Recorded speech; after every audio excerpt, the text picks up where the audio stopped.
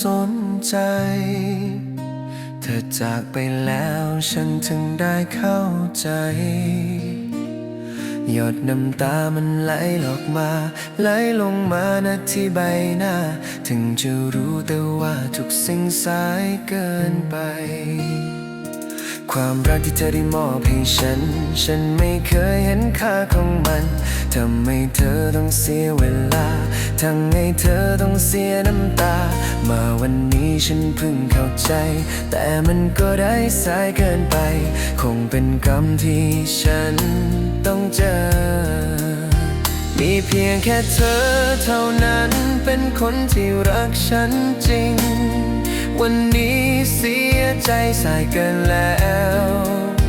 ไม่ได้โทษฟ้าและชะตาแต่โทษตัวฉันเองได้ทำเธอร้องไห้และเสียใจเธอเป็นดังดาวบนฟ้าที่ส่องทางให้ฉันเดินวันนี้กลับมืดมิดไร้แสงเงาหากเวลาย้อนได้อยากให้เธอย้อนมาหาฉันอีกสักครั้ง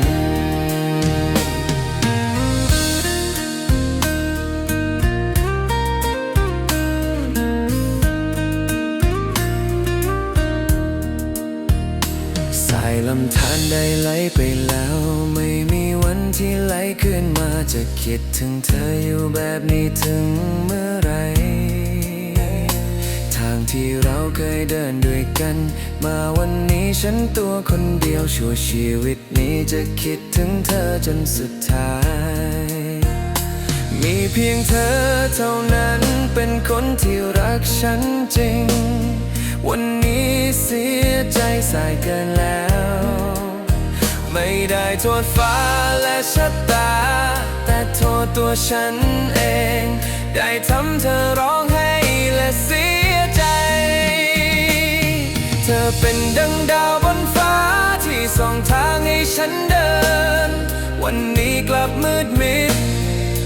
ไร้แสงเงาหากเวลาย้อนได้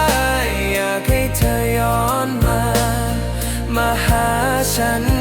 อีกสักครั้ง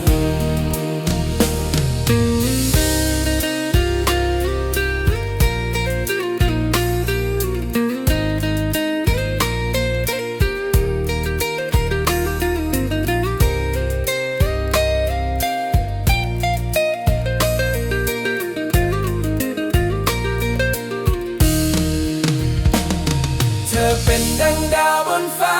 ที่ส่องทางให้ฉันเดินวันนี้กลับมืดมิดไร้แสงเงาหากเวลาย้อนได้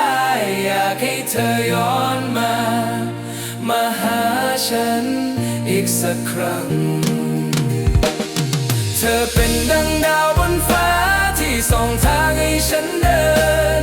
วันนี้กลับมืดมิดไร้แสงเงาหากเวลาย้อนได้อยากให้เธอย้อนม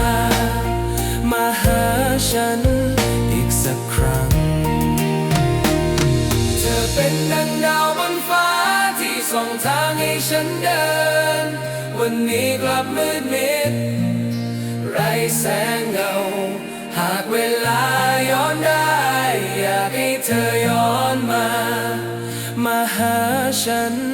อีกสักครั้ง